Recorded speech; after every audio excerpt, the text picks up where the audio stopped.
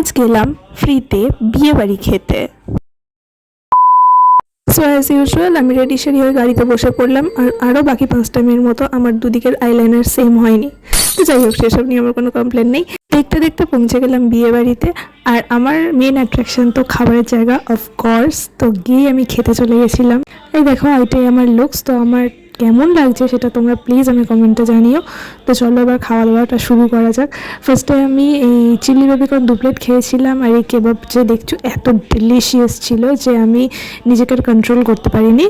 মোটমাট 8-9টা তো খেয়ে নিয়েছিলাম। এদিকে ফুচকা পাপড়ি চাট, আমি বিয়ে বাড়ি গিয়ে ফুচকা পাপড়ি চাট খাবো? নেভার। তারপরে মজিতো খেয়েছিলাম। আর এই জিনিসটা কি তোমরা কেউ জানলে প্লিজ আমাকে জানিও। আমি খেয়েছিলাম, আমার মোটামুটি লেগেছে, খুব একটা ভালো লাগেনি। এরপর আমি আস্তে আস্তে জায়গাটা ঘুরে দেখছিলাম যে মেন কোর্সে কী কী মেনু রয়েছে। অ্যান্ড সব থেকে বেস্ট ছিল এখানে একটা ইটালিয়ান ডিশেরও ব্যবস্থা ছিল, যদিও আমি সেটা খাইনি বিকজ পাস্তা আমার খুব একটা ফেভারিট নয়। যাই হোক, এটা ছিল আমার 3rd রাউন্ড কাবাব। এর আগে তোমরা দেখলে আমি একটা হরিয়ালি কাবাব আর পিৎজা খেয়েছি। তো মেন কোর্সে আমি খেলাম মাটন বিরিয়ানি, আফগানি চিকেন আর নান, আর লাস্টে খেলাম কুলফি। আর পান ছাড়া তো কোনো বিয়ে বাড়ি একদম সম্পূর্ণ হতেই পারে না। তো আর পান ছাড়া আমি থাকতেও পারি না। সো আমি এটা পান নিয়ে নিলাম আর এইভাবে কাটালাম গোটা বিয়ে বাড়িটা।